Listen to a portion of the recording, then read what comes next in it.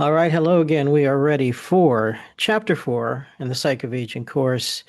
Moving into memory now, although what we're going to see is since this is still a kind of a cognitive psychology heavy topic, we're going to continue saying some of the similar things we covered in the previous chapter about attention, especially when we talk about working memory. So let's get into this, shall we? Um, First things first. As I had mentioned in the previous video, that if you have not had the cognitive psychology course, then there might be some details about the basics of cognitive theory that we want to cover. A lot of this stuff is oftentimes covered in um, general psych or introductory psych.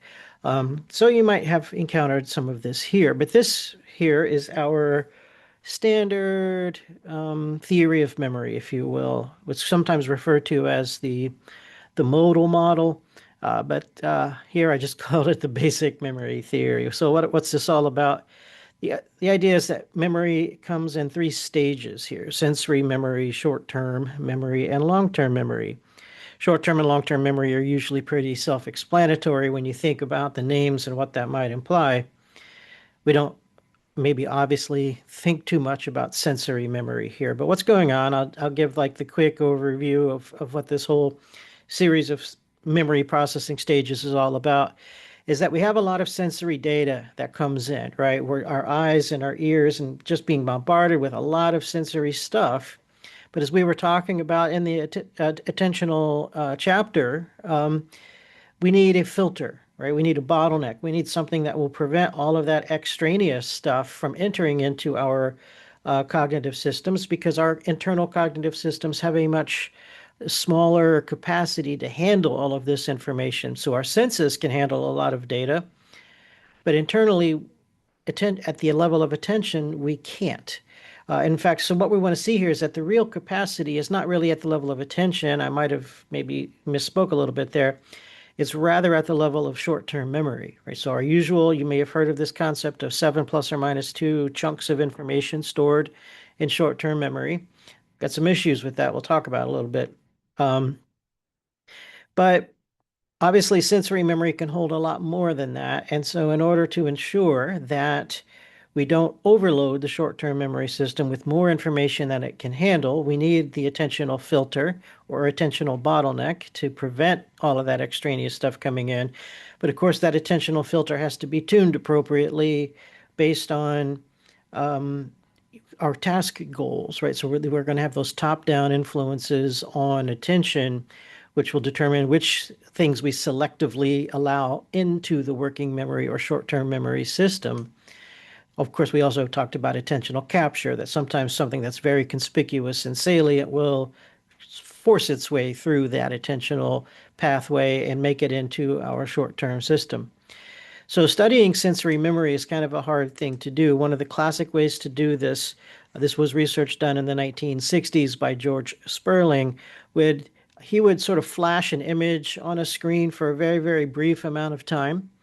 And the idea is that you don't get a chance because it's flashed at the screen so fast, you don't get a chance to sit and look at it and study it like you would if it was a short-term memory task where you might be given a list of letters or numbers to try to memorize and you can sit and study them.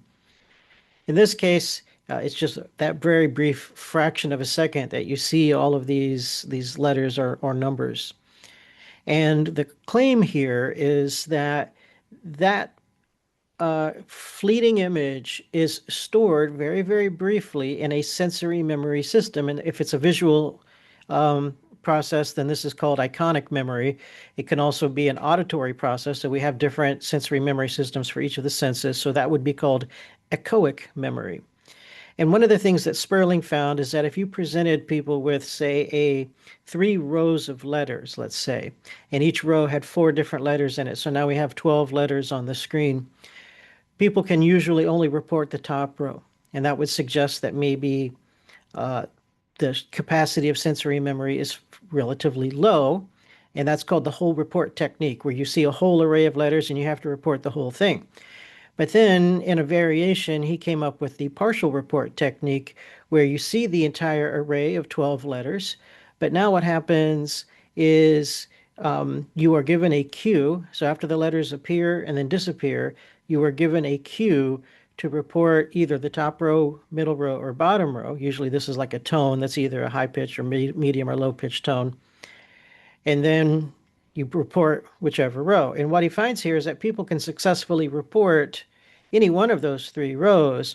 And this leads to a slightly different interpretation of the capacity of sensory memory compared to the whole report technique. In this case, the partial report technique supports the idea that sensory memory has a large enough capacity to hold enough information that people can report any one of the three rows, but it has a very, very brief duration. And therefore, if something is not immediately attended to, then it gets lost from that memory trace. And that's why in the whole report technique, people can report the first few letters, but the rest of the memory trace just fades away very quickly.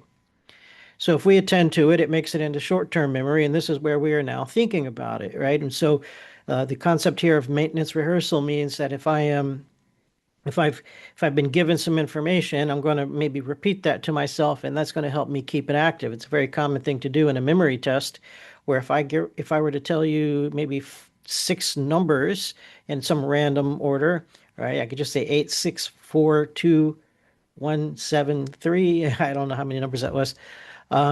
You could try to re rehearse all of that, right? And you would just kind of repeat it to yourself over and over and over again. And that's called maintenance rehearsal. By repeating it to yourself over and over again, you are maintaining this memory trace in your short-term memory system. So the idea of 7 plus or minus 2 items here comes from the fact that once we start trying to maintain and rehearse a list of anything, whether it's numbers, letters, words, even images, once that list gets really, really long, it becomes too difficult to deal with, right? That we start to lose track of some of the items here. And so as long as that list is no more than 7 plus or minus 2, we tend to do okay in rehearsing it, right? That's where we get the concept of 7 plus or minus 2. But on the other hand, there's an alternative explanation, which is it takes time to engage in maintenance rehearsal. And obviously, if you're trying to repeat to yourself a list of 5 numbers or 6 numbers, it takes a certain amount of time to do that. But if you're going to try to repeat to yourself a list of 10 or 11 numbers, it takes more time, obviously. And so in those situations, the argument here is that that could be an alternative way to explain why you start losing track of some of that information because of the time it takes just to cycle through the whole list that you're trying to memorize. Then the claim is that if I rehearse and repeat long enough, then eventually these memory traces get encoded and transmitted into the long-term memory systems where I don't have to rehearse them anymore. I can just leave them there in long-term memory, and when I want to access them, I can retrieve them back from long-term memory where they return to short-term memory, which is kind of what we're thinking about now. One thing you might think is odd about this theory of memory is that this doesn't really capture what we do on a day-to-day basis. We remember things all the time that we never rehearse, right? I don't necessarily park. Like let's say you go to the mall, you go to the supermarket, and you park your car, you go inside, you come back out. So while you're in there for 15, 20, however long, maybe an hour, you go right back out and you go right to your car without even thinking about it. You never sat down and memorized, right, the exact location. You didn't rehearse it. You didn't repeat it to yourself. A lot of times in big parking lots at malls, the aisles have like codes on them, like parking, aisle A2 and A3 and whatever, right? Maybe you do that if you're going to one of the big theme parks, but generally we don't do that, and we still just remember, right? And we just come back out and we find our car, and it's not even that hard. So in that case, we were not engaging in maintenance rehearsal, but we still encoded this memory so that an hour later, when we come back out to our car, and so the duration of short-term memory has certainly expired by this point, we're still able to access that knowledge. So memory encoding probably works a somewhat different way. Certainly maintenance rehearsal and repetition can work. We all do this when we're trying to study and you're trying to repeat new keywords and their definitions. but it's not likely to be the most effective way of doing that. And it certainly isn't the most natural everyday way that we remember information. Another thing that's kind of missing here is that if we think of short-term memory as that part of our cognition where we have active information and we're thinking about things, there's a lot more that we do with it than simply just worry about remembering it or not, right? We use this kind of cognitive system for a lot of things, for thinking and reflecting on that information and trying to understand it and maybe using it to make some choices, to make decisions, to plan and solve problems.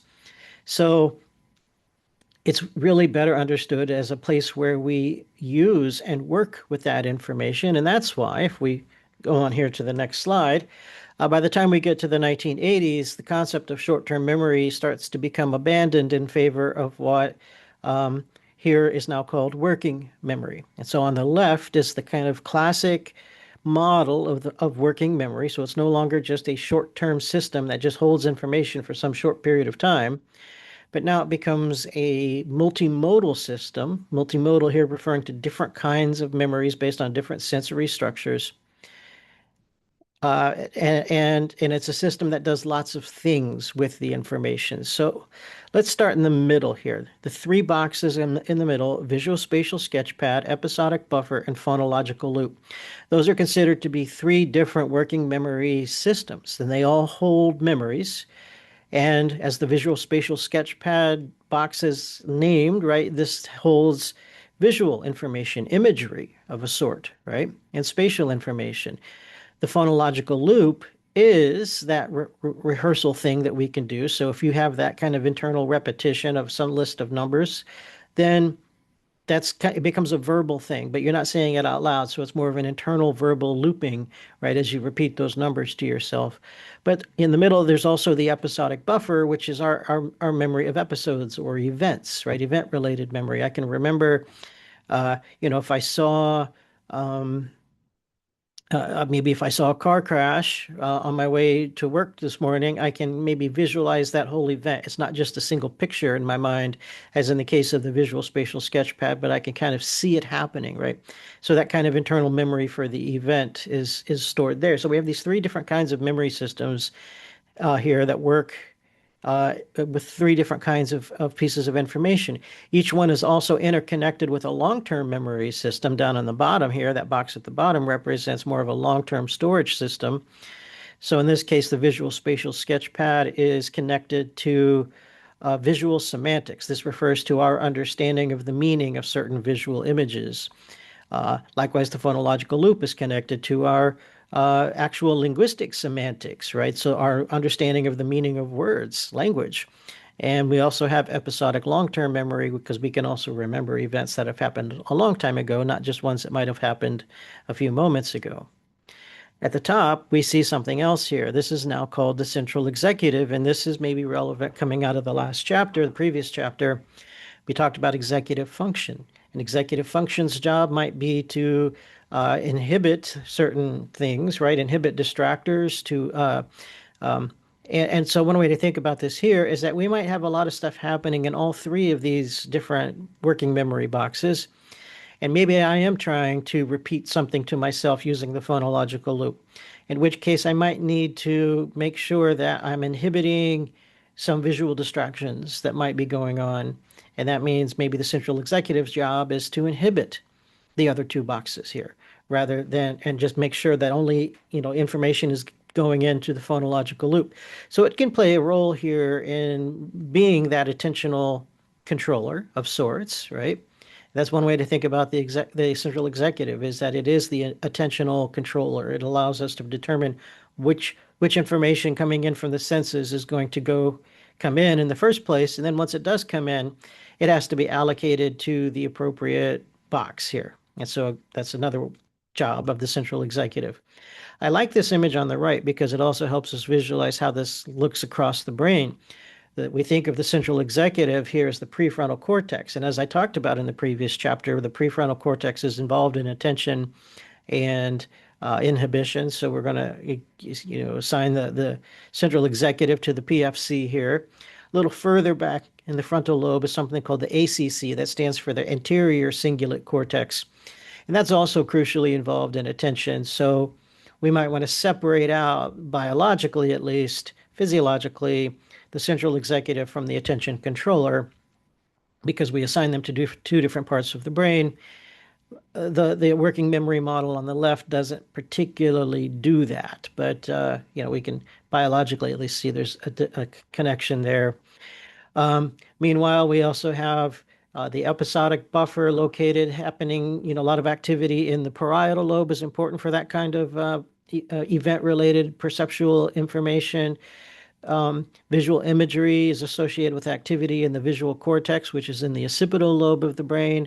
Language centers of the brain are located both in the frontal lobe and what is called Broca's area, but maybe more importantly for this kind of purpose, is Wernicke's area in the temporal lobe of the brain, which is an important part of the language semantics of recognition of meaning. But of course, the active kind of internal verbal behaviors that we engage in, that kind of internal looping might involve Broca's area very much as well. So you can kind of see how all this working memory stuff is involving a lot of looping back and forth between different parts of the brain. Now that we have this under our belt, let's talk about aging, right? The real theme of the course here and what's going on. And we can talk about this for each of the three stages. Sensory memory, as best as we understand, sensory memory is not likely to be affected by age. But we might ask, okay, does that mean when we talk about those studies that I described, Sperling's research using the whole report and the partial report, does that mean that older adults do just as well on those tasks compared to young adults? And the answer is no, they don't. But our understanding here is that changes in their performance are really attentional lapses, right? They are not actually a change in the sensory memory system itself. We don't have any good theoretical or physiological reason to expect sensory memory systems decline, but because we already know that there are attentional lapse. So part of it's the inhibitory stuff that we had covered before, the inhibitory control and the loss of resources. But one way to think about this might be processing speed, right? We talked about how shifting attention from one task to another in a divided attention task takes time, and it's a little slower for older adults. And so that means processing this kind of attentional information is a little slower. And we've already learned, as I talked about with the sensory memory stuff, that sensory memory traces fade very quickly. So it is quite possible here that because the attentional part is working a little bit more slowly, that it's a little slow to extract information from the sensory memory systems, and that might cause a loss of ability to extract information from the sensory memory systems. So that's what we would see here, right? So again, the sensory memory system is working intact, and it's really the attentional systems that might explain some declines on tasks here. It's worth pointing out that all of these kinds of cognitive tests that are sometimes designed to measure sensory memory or short-term memory or any other kind of memory system don't necessarily exclude other kinds of cognitive processes from also being relevant to task performance. And so it's really hard to say that I can design a test that measures just purely sensory memory's ability without also involving, say, attention in that case, right? It's really hard to isolate these kinds of cognitive processes experimentally. And it might also even be worth adding that it might not even be possible, right? We could maybe come up with some clever experimental designs to improve our ability to isolate these processes. But in the end, because cognition works in a more holistic way, that might actually be something of a wild goose chase. Next up, though, short-term memory. So short-term memory, going back to the 7 plus or minus 2 again, even though I had said we're going to move away from it, this idea of repetition, right, during maintenance rehearsal generally shows a good 7 plus or minus 2 finding. So typical way to do this is the digit span task. What this does is you start with a series of numbers. So it could be a fairly brief series of numbers, like 3 digits, 7, 4, 2, right? And in the forward digit span task, Your task is to listen to those three numbers. So maybe you see them on a screen, maybe you hear it on a recording, but you're exposed to those three numbers, 742, and then you just say it right back, 742. Okay. So when you get that correct, now it becomes a longer sequence. It becomes 8416. And so, okay, 8416, right? So now it's 4 digits long. And then they move you to a 5 digit long sequence, and on we go. This is called the forward digit span because you report the numbers in the same order in which you hear them. And they keep making the list longer and longer and longer. And you're going to get them right when it's 3 digits, 4 digits, 5 digits. You do okay remembering them. But at some point, the list gets too long and you start struggling and you start making mistakes. And so that's when the program will start to make the list shorter again. And as the list gets shorter, then you start being more accurate again, and then it's going to make the list longer. So this is kind of like an iterative process that measures your digit span by increasing the length of the list and then decreasing it and then increasing it and then decreasing it. And as you do this back and forth, you're going to find something of an average length of numbers, this digit span, right? That it kind of makes a boundary between the ones where the subject was correct versus the ones where they started to make mistakes. And that's going to be somewhere probably in that 7 plus or minus 2. The backward digit span is a little harder because now when the list is 742, you have to say 247, right? You have to repeat the numbers back in reverse order. And as the list gets longer, that becomes an even greater challenge. And so performance is a little bit worse in the backward digit span. The idea here is not necessarily that we want to understand that someone's memory capacity is at 7 plus or minus 2, but what we can do is that if we run a bunch of younger adults versus older adults on a task like either one of these, we see that the older adults generally remember fewer items, right? So their cutoff is a little bit lower there. And so we haven't, it's not like we're going to replace that. We're not going to say that, okay, for young adults, short-term memory is 7 plus or minus 2, but for older adults, it's 4 plus or minus 1 or anything like that. We don't do that, right? Um, but maybe it's because we don't really follow the short-term memory concept anymore either. So let's shift over to talking about working memory. And let's try to understand what might be happening with declines in working memory here. So, coming back to the idea of a capacity limit here, one way to think about it is an example of an attentional failure again, or an attentional lapse. So remember when talking about attention, we talked about the inhibitory control hypothesis, right? And this idea is that we are trying to inhibit distractors and focus our attention to select only things that are task relevant, right?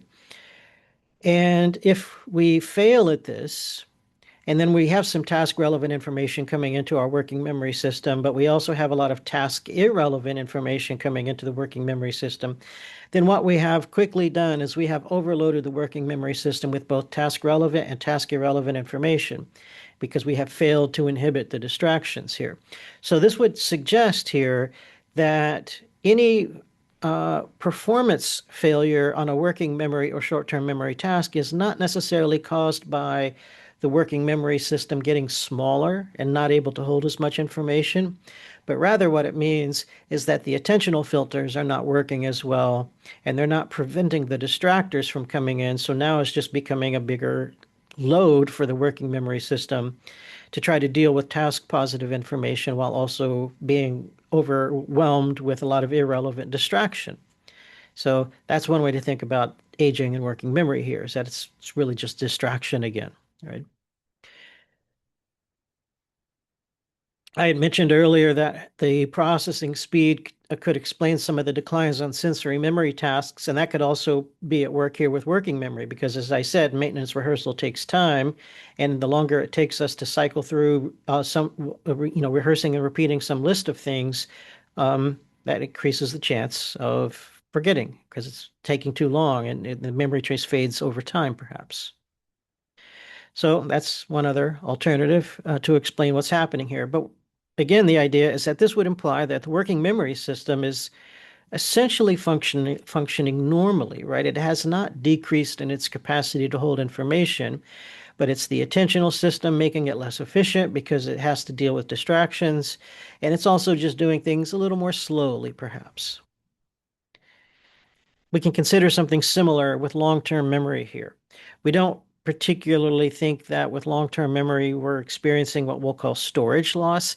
That means, for example, um, so let's, I don't know that I love the analogy, but let's go with the analogy of storing information on a hard drive on your computer. So you store files there, and you can access them again later. So it's a kind of long-term storage system. But one of the things about that is there's a couple of things, right? One is that it can fill up over time, right? So you get to that point where your drive is full, and then it tells you you have to delete some old files to make room to save anything new. We don't really think that's a concern for the human brain, right? We don't fill up the brain with too much knowledge as we get older and older. So after you've lived to be 80 or 90 and you've got all of those many years worth of memories, you're not filling up the brain that's going to prevent you from storing any new information. Another thing that happens with a hard drive is files can get corrupted, right? So if you haven't accessed a file in a long time, and maybe the actual data stored on the disk is starting to degrade, and then you try to open the file and it won't open. It just says it's corrupted and it's lost and you can't repair it. That kind of almost captures something that might sometimes happen with human memory, right? That there's some memory that you kind of vaguely sort of remember, but you're trying to really pull the details up and you just kind of can't. Or if maybe someone remembers something from a long time ago and they're trying to give you some reminders to help you, recall that whole thing. Um, then again, you might not be able to do so. But it's not really because the memory trace has become degraded and corrupted like that, right? There's other reasons to talk about and to explain why we forget when it comes to long-term memory with age. One here is we could talk about encoding failure. So again, when thinking about that three-stage memory theory, information comes in through the sensory and working memory systems and then gets encoded and stored in long-term memory. And then later we would retrieve it. So we can think of encoding failures and retrieval failures. Encoding failures uh, might happen. So that just means that stuff makes it to the working memory, but it never gets saved as long-term memory. One explanation for this could be to talk about the hippocampus. You may know from, say, an intro psych course or a physio psych course, the important role that the hippocampus plays in storing new long-term memories. You may have heard of the patient HM who had his hippocampus surgically removed and then could not create any new long-term memories. He now had a condition called anterograde amnesia.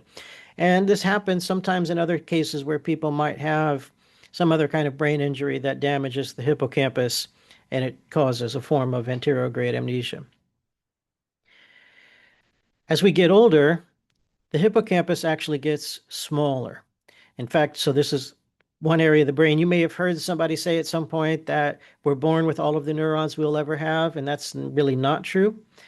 But it does. But there's not a lot of neurons created in most parts of the brain, though, throughout the rest of our lives, except in the hippocampus. So this is one place in the brain where neurogenesis, the creation of new neurons, continues to happen for the rest of our lives because storing new memories requires new cells, new synapses, new connections, plasticity, right, in the brain. The hippocampus plays an important role in maintaining that memory-related neuroplasticity. But if it shrinks as we get older, that means there's less neurogenesis happening here. And so, I got this statistic here. Shrinks by about 1% of total volume per year, starting at some point in the mid 50s. Me being 56, yay. um, this may accelerate in our later years. So once we get past the age of 70, that rate of decline in hippocampal volume may accelerate beyond 1% per year. This data, by the way, this statistic comes from Art Kramer. So we had a video for his work when he's talking about the effect of gaming on memory versus exercise in memory.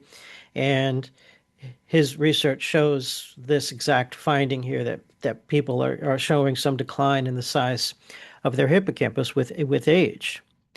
That could be one explanation, right? It could just be purely a physiological explanation that the hippocampus is getting smaller and it just can't do its job as effectively as it used to. We can appeal to cognitive theory. So again, with the inhibitory control hypothesis, we can suggest here that maybe it requires some degree of attention. to appropriately encode information from working memory into long-term memory. And because we are failing to inhibit distractions, then our encoding process just becomes disrupted and inefficient. Another important finding here is called the socio-emotional selectivity theory. This actually came up with Dr. Castell, or Pastel, if we want to use his joke, right? In one of our videos as well, that older adults don't necessarily have bad memory, but they are much more selective in what they pay attention to and what they remember. So when things are much more personally meaningful to them or emotionally meaningful, their performance can be at a pretty normal level here. What's critical is all of the memory studies that I was describing, where people are supposed to remember, random lists of numbers and letters or words.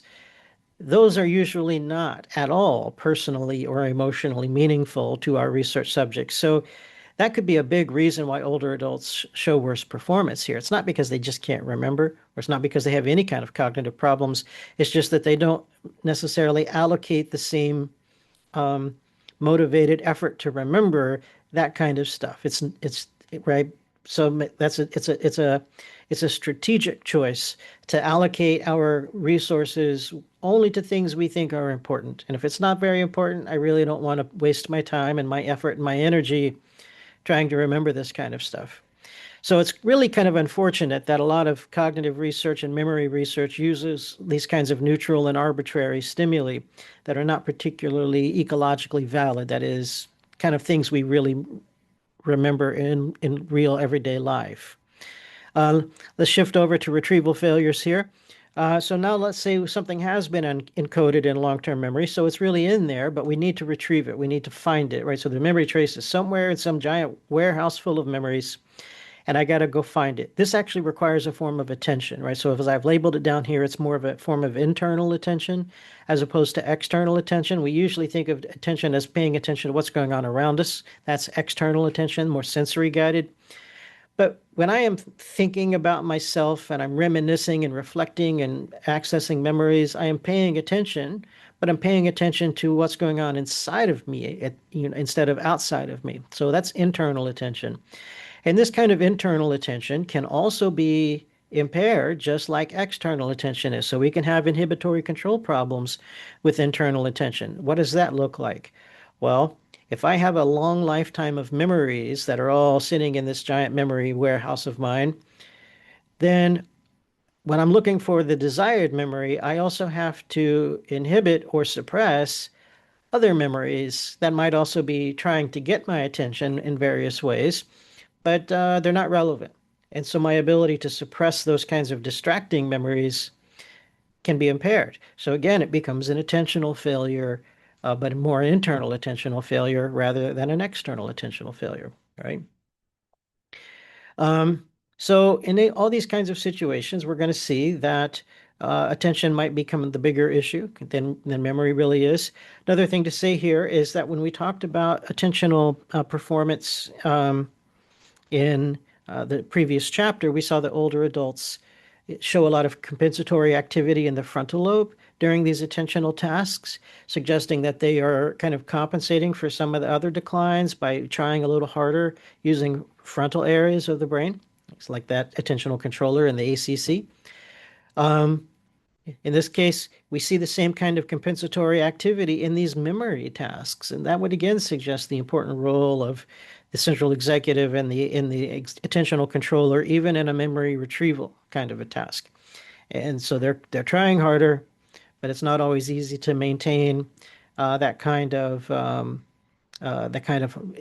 sustained energetic cognitive activity. Generating retrieval cues, I kind of glossed over that terminology here. What I mean by that is that if I'm trying to find a memory, I might want to try to think of things that are going to help me remember and remind me, give me little cues and clues, right?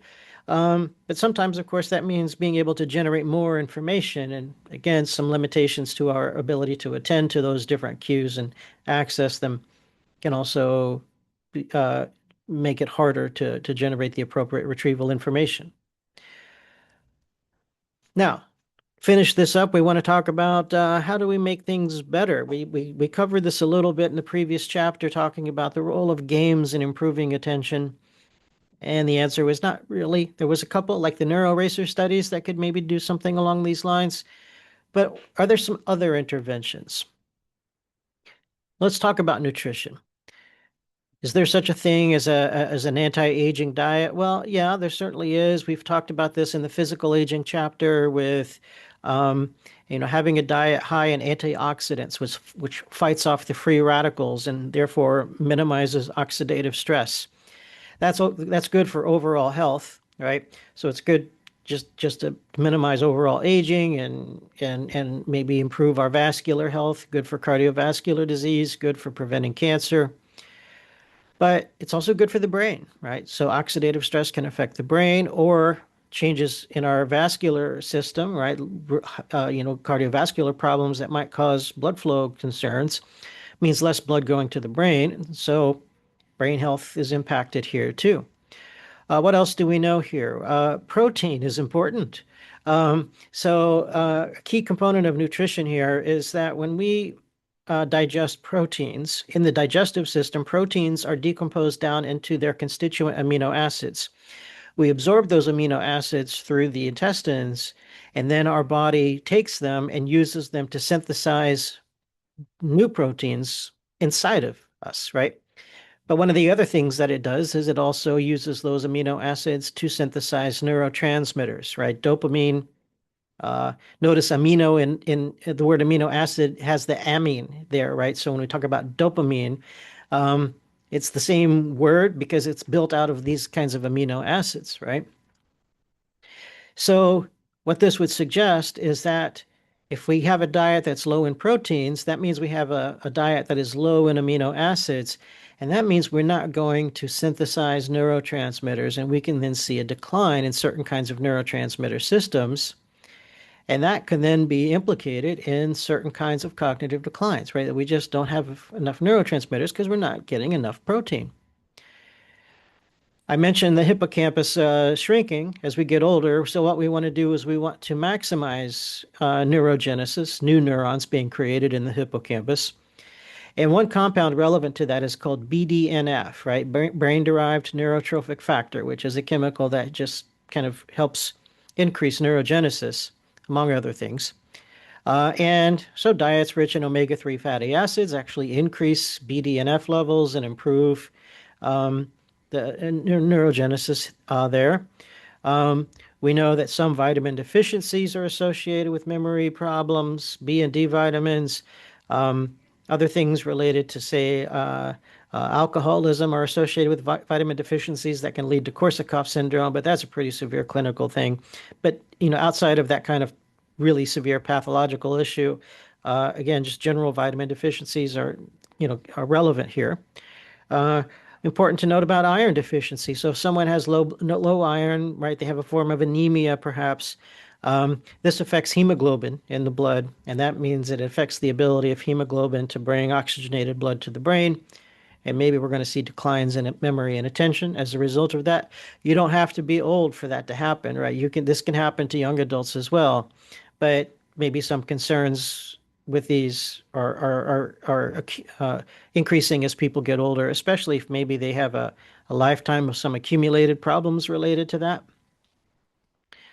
And then it also turns out having high blood sugar, hyperglycemia, it comes from diabetes, whether it's type 1 or type 2. And so this is also not so good for the hippocampus, right? If you have type 2 diabetes, let's say, and you're not managing your blood sugar effectively, we're going to see there's all kinds of health complications that come from that, but one of them will be memory. But well, let's mention Art Kramer's work, since I mentioned him earlier, and you already have the video on what he is supporting here. He's a big fan of aerobic activity, right? Getting your heart beating up into a target zone, right? That's good cardio. And what he finds is he's got really compelling evidence that the participants in his studies, where they got them walking and they got them moving and they get their heart rate up consistently, they are regrowing their hippocampus. Instead of shrinking by 1%, it grew by 2%. So what does that mean? It means that it not didn't just prevent that 1 year's decline, but it actually reversed the previous year's decline. So that's his big his selling thing, right? He's like this is critical. They dove in a little deeper and found that the people who were doing the exercise also had increased levels of BDNF. And so that's his explanation for the mechanism here is that the cardio activity gets more good blood flowing to the brain, and that helps produce more BDNF, and then that helps produce more neurons in the hippocampus. And so it's good for brain growth here. What about resistance training? That's usually thought of as anaerobic because you're not necessarily getting the heart rate and respiration up really high. Um, well, that can actually also improve BDNF, but it also seems to have a kind of a more pronounced effect on another compound called IGF-1 or insulin-like growth factor 1. And like BDNF, it plays an important role in supporting brain health, improving neuroplasticity. That's the brain's ability to adapt and change, synapses changing, new neurons growing. And what we find is that when those levels are all high, it's associated with better memory function, better executive function. So again, better attentional control. That tends to be pretty crucial. Another important component of aerobic exercise in particular is that it is stress relieving. And it does this not just because it might make us feel good and therefore that helps us kind of deal with the emotional side of stress, but it actually helps reduce cortisol levels in the body directly. And cortisol is the key stress hormone. One of the things, there's many negative health consequences of having chronic stress and chronically elevated cortisol levels. But one of the things it does is that it suppresses the hippocampus. And I often say that this can sometimes be adaptive because during a high stress traumatic experience, it might be desirable to suppress the hippocampus so that we don't remember that. But if we're having chronic stress, we don't want this happening because that would mean chronic forgetfulness and chronic suppression of the hippocampus. This could accelerate the kind of atrophy of the hippocampus we've already been talking about.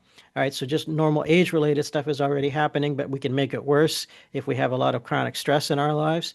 So certainly we want to manage stress, and I don't even have that kind of listed here. Although if we remember back to the previous chapter and talk about nature exposure, there's arguments to be made that one of the reasons nature exposure works is because it helps reduce the emotional aspect of stress. But again, aerobic activity simply just helps regulate cortisol levels in general. And so if we can more effectively keep them lower, then that's just going to be better for the brain in general. Well, I think that is the final slide. So we're going to call it here, and I will see you back in the next chapter.